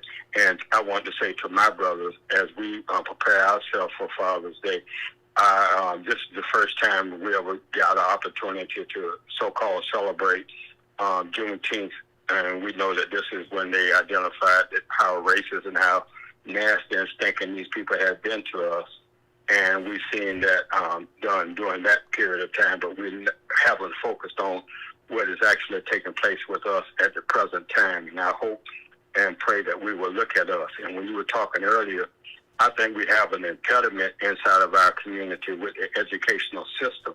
Not the students, not the teachers, none of that stuff, but the process. And when we look at what we know as the boule, these Negroes got a certain place or a certain posture inside of our community that we are not aware of. And it covers all of the so-called upper echelon of our community. And these Negroes are more detrimental to us than what the European is. And I know we're going to take time to understand that kind of human mathematical equation. But I hope that we can look at it during Father's Day, because this is the time when we understand that fathers produce the sperm, which produces millions of sperms, and the egg is only one, and how we come into existence as human beings. And as we move forward as ADOS, those of us who are the children of the slaves, I hope and pray sincerely that we would take the opportunity to truly look at the idea of Juneteenth, not the way that white people are presenting to us, but how we understand it spiritually and how we must move forward as it relates to our movement on the planet. All right, thank you, Carl. I appreciate you. Now you have a nice day, child. I can't. I'm going to my next call. I'm going to 586. 586. What's your name? Where you calling from? What's on your mind?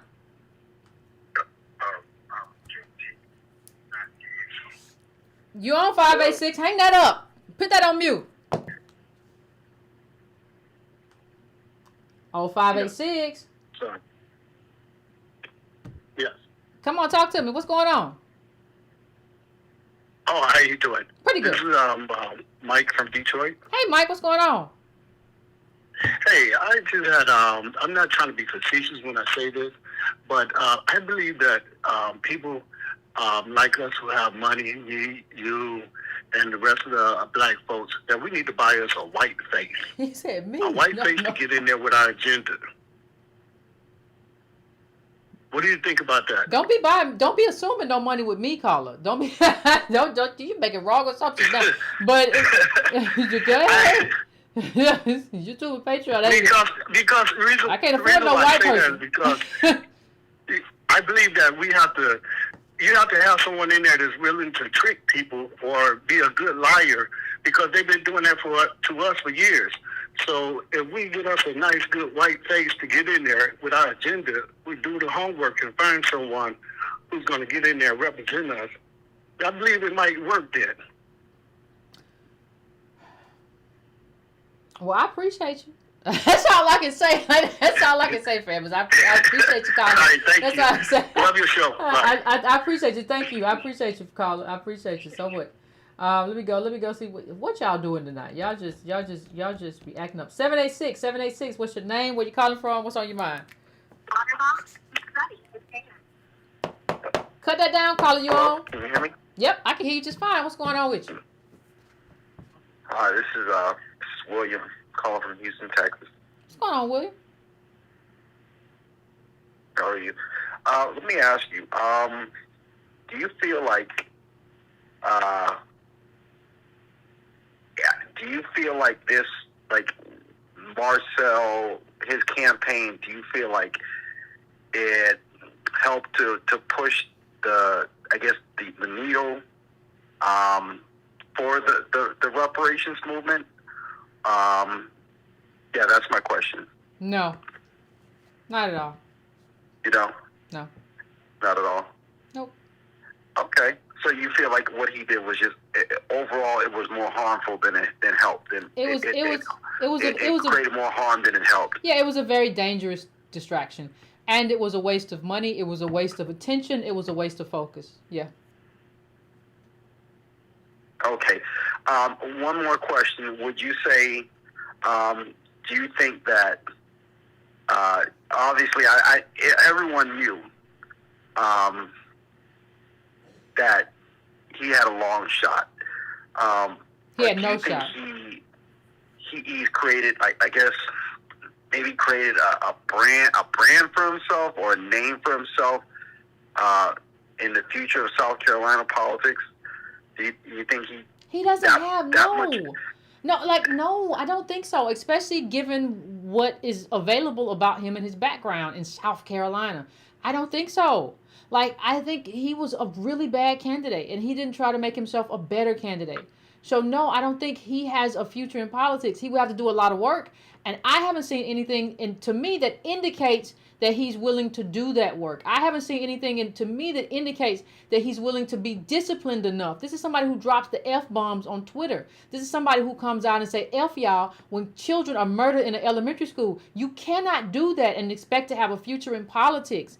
It is just stupid. You are wild. Like, that is a problem. So, no, I don't see it. Okay. Well, I'll end it there. Thank you for taking my questions. No problem. I love your program. Thanks for calling, fam. Thanks for being a supporter. I appreciate you. Take a couple more calls, then we get out of here. 301, what's your name? Where you calling from? What's on your mind? Oh, that's not coming up right. Oh, this one didn't drop right. I think something's going on with the interwebs, with the weather. Huh. Well, we had a minute, we had an hour 50, but I really want to get the rest of these calls. Hold on. It's a wild time, fam. It's so doggone hot. Y'all hot? Where y'all at? Ooh-wee. Let me tell you something. You can fry egg around here, around my parts. You can fly a whole. You can fry. I said fly. You don't want to fly no bird now. You can actually, but you can fry a whole bird outside. I'm just telling you what it is. Let me see. I really want to get this. I don't know why it's locking up like this. It's probably the... Oh, here we go. Here we go. Now we go. Okay. 301, I'm coming to you. What's your name? Where you calling from? What's on your mind? Hi, Yvette. My name is Patrick Payton. I'm calling from Hyattsville, Maryland. Okay. What's going on, Hyattsville? I used to live in Laurel. Oh, that's what's up. First, let me say thank you for all the work you do. You definitely changed my perspective on politics and you and Tone. And I've been wanting to run something by you for a minute. Rather than focusing on people getting people in office, especially if they run solely on reparations, and most other groups are probably not going to vote for that anyway. What do you think about us focusing on getting elected officials out of office on a government-wide scale, from the, like you say, the dog catcher up to the president, just disrupting the whole electoral process? I think you can already predict my answer, honestly. I think if you want to do any of those things, I think you have to have a movement. And I think that movement is the ADOS movement with the ADOS Foundation. And I think everybody keeps trying to jump ahead of the foundation and not understanding that the work that needs to be done to do any of the things that we're talking about is movement work. Like, you can go through the history of this country. You can go through the history of the world. And the change that happens in the world happens through movements. It doesn't happen through, like, even if it's a great idea, it doesn't happen through one great idea or one great candidate or anything like that. It happens through movement works. It doesn't happen through one YouTuber or it happens through people deciding that, like, whether you talk about the feminist movement, the civil rights movement, the labor movement, the LGBT movement, that's how laws are changed. And I just have a problem with people continuing to try to skip over the fact that we have to continue to build this movement to do any of that. Okay. All right. Well, that was my only question. Okay. I appreciate that. Appreciate you. Thank you, fam. I'm going to my last call. I am going to 205. What's your name? Where you calling from? What's on your mind? What's going on, Madam President? This is East Texas. What's going on, East Texas? How you doing? This is a great last call in. East Texas done called in. Hey, I've been watching and taking notes, and I kind of want to touch on a few things because I think a couple calls back, the sister made a very good point. She was talking about how Clyburn is the first representative in South Carolina since Reconstruction. Yeah. And that really just kind of got me to thinking about the community and how we are one people, but we are very different based on the region. Yep. And when you talk about the posture of the constituency, so I was trying to think of another word for posture, and I was thinking of culture of the constituency, right? Because an ADOS person in Baton Rouge, Louisiana, is not an ADOS person in South Central. No. The way we view the landscape is very different, and the way we view the message is different, right? And it got me to thinking about Juneteenth because obviously I'm from Texas. Juneteenth is a very sacred thing for us. It's a very serious holiday for us. And when I look out over Twitter and I see all these different Pan-Africanist colors and all this kind of shoehorning into Juneteenth to try to make it something that I absolutely know it's not, it brought me back to the point the sister just made about the posture of the constituency and about how you can't just, from Los Angeles, in reference to the brother Marcel, you can't, from Los Angeles, give the brother from South Carolina help, really. Like you thought you could, you thought that would work, but it won't. And it doesn't work for a couple reasons. And Bakari was right, and I don't like Bakari Sellers at all. Me neither. But he was absolutely right when he said, like, I could probably teach you some stuff because he understands that region. There are a lot of people in Texas where I'm from who the larger Adolf community probably have never heard of. In a very similar way that a larger part of the community didn't hear of Juneteenth until Joe Biden made it a national holiday. There are a lot of people in the community who did not know what Juneteenth was until a year ago. And that's very telling in the sense that we can't do politics kind of from a mansion in Los Angeles. What you're advocating for, Madam Speaker, and what I 100% endorse is every individual AOS person who is of a certain level of competence has to analyze the local landscape they in, and the building starts from there. And once you build something in your local geographic region, then you report up on what you're doing and how you're moving and what you're impacting. And that's the proper way to go about it. And you're absolutely right. People are trying to pole vault over you and as if this is some form of sprint. And this is a marathon. It is a marathon. I was in that Twitter space, and unlike the other brother, I didn't use my burner account. I went in there straight to spy. I went in there. I'm like, I see ADOS in the title. Let me go in here and see what they talking about. So I went in there, and it was just hours of ignorance and cognitive dissonance. Nothing. God, Jesus, nothing was learned from a lot of these people. Nothing was learned. They took a major loss and didn't come out of it saying, well, maybe we should look at this and retool and see where we messed up at. No. They just well, it's really your vet fault because she didn't support us. Why would she support you? I told you not to do it. I told you it wasn't gonna work. It doesn't make any sense. And shout out to the people in the org, especially the brother Robert, who put up that the dude who was leading the space was apparently a BLM leader who's currently under investigation. Oh my! Oh, the plot thickens.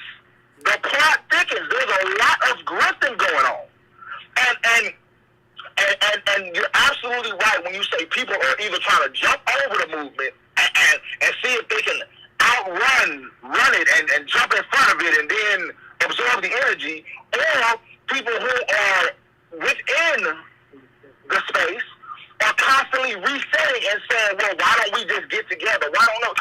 This is a primary reason why Yvette Cardinale and Antonio Moore keep harping on the point that we are not going to just get together. We are not going to just come together. The ADOS Foundation and everybody else who is not in that foundation are in this space for very different reasons. Some people are raising money for movies and taxes and houses. Other people are trying to do collective work and assist with that collective work wherever they can. I put on Twitter a couple days ago that I will do whatever the ADOS Foundation needs me to do. I wouldn't care if I was sorting mail in the ADOS Foundation's mail room. There is a whole lot of arrogance in this space. Everybody wants to be in charge. And it's clear to see that none of you have never done any work in any serious institutions before. You have no understanding of a chain of command or a hierarchy or a structure. And I said it. Being a link in the chain is not an insult. No, not at all. There's nothing degrading about being a part of a team. I have no idea why everybody has this inept need to just want to be in the front. I actually prefer to be a link in the chain. I'm a military man who likes soldiering. I have no desire to be the general and be at the top of the chain where I know all the heat is. There's a lot of heat being at the top of that chain. Yep, a lot of so stress. So you make one wrong move and they're asking the general, well, general, what happened? You're ultimately in charge, aren't you? Yep, the buck's got to stop somewhere, don't it? Somebody got to take responsibility. Right. Somebody has to take the responsibility and ultimately the fall. So with that being said, sometimes it's very simple to be a soldier. You follow instructions, you run the landscape as you see it. But you don't have to sit in those meetings with Congress if it goes wrong. So I just wanted to point out that culture and the regional culture, the local culture, matters. And I think that the community going forward should learn from this and understand there will be no quarterbacking of the South in any part of it from a mansion in Los Angeles. The best you're going to do from a mansion in Los Angeles is go make inroads into South Central. But Antonio Moore is already there. So good luck with that. But in this whole model where y'all think y'all are just going to have people on YouTube kind of, it's not going to work. You're going to have to be down there on the ground, and you're going to have to do the long game. The short game is over with. It was never going to work. Yvette Carnell told you it wasn't going to work.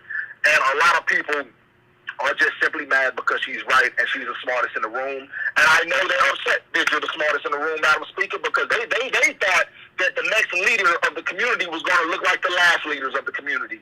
They thought the next leader was going to be a Martin or Malcolm S aesthetic. That's what they wanted. They like that model that makes them feel good. I'm sorry, Yvette Carnell is what you got. So y'all better get used to her. Y'all better. the high yellow sister is what you got. I know you wanted a bombastic talker like Umar Johnson. You wanted somebody to stand up and give you all the feels. He had his shot. Everybody get their shot. That's not what you got. So thank you, Madam Speaker. No, appreciate you, fam. You don't say a word. I appreciate you. All right, fam. I appreciate you. Listen. He made so many points, but let me tell you another good point that he made is that the whole point of the org and the rollout of chapters, because the other chapters were not under the foundation's control, and you can't do it that way. You can't have like this sort of disorganized chaos. It is just not going to work. We have to be all marching to the beat of the same drummer. So the point of the foundation was to bring people together so that everybody can march to the beat of like our agenda. Right? And we could stay on the same mission as opposed to people just kind of doing what they want to do, which is kind of what we see now. That's just what it is. So to kind of keep trying to jump ahead of that, it just don't make much sense. It just doesn't make any sense. But fam, I'm going to end it there. But let me just say this. Let me just say one other thing before I go. Listen, I don't even like mentioning these people because they're really non-entities in the world. But FBA, B1, Friedman, y'all got to hold this L. And this ain't, I don't care how y'all try to paint it. This is an L. You got to hold this L. You thought Nasheed was going to be your star. And if I could just get him, he got all these thrones of people that's going to come out for me. No, he's irrelevant. Nobody cares. Nobody respects him in the world. Outside of this YouTube space, there is no respect, right? So outside of the people who are fanatics, there is no respect. You thought the Boyce somehow was going to bring, or Vicky Dillon, who are all these, you thought this YouTube kind of Chitlin circuit was going to bring you something. No, listen, even if I ran here, I would have to build a movement. I would have to build relationships. I would have to organize. You're not going to, these people are not celebrities. They are irrelevant outside of this little YouTube corner of the world, and you have to accept that. And you have to accept that they don't mean anything. And if you want to win, and if we're going to win, we have to do grassroots politics and build our way up. I think this is a failure for them, and they have to eat this L with a little bit of salt, a little bit of sugar, however you want to eat this L, and we have to move on away from this nonsense. We can't keep coming back here every so often. Well, let's come back, and what about this, and what about that? No, how about we just stick to something? How about we've decided that there's going to be a movement, chapters launch soon. You can go to ADOSFoundation.org/apply and apply if you want to apply. But how about we just stick to something instead of jumping around to whatever the latest fad is? How about that? Like, let's try sticking to something. Let's try working together and sticking with it. That's what I'm saying. So I appreciate you, fam. Thank you to everybody who showed up. Thanks to the weather for not knocking me off. I appreciate you. Lord. I'll see y'all next time. All right. Keep it easy, breezy. Finish your libations. Don't bother nobody. Don't let nobody bother you. Don't forget to hit the like button. We are here sometimes. So hit it so that you get, and make sure that you get notifications and all of that good stuff. I'll see y'all next time. All right.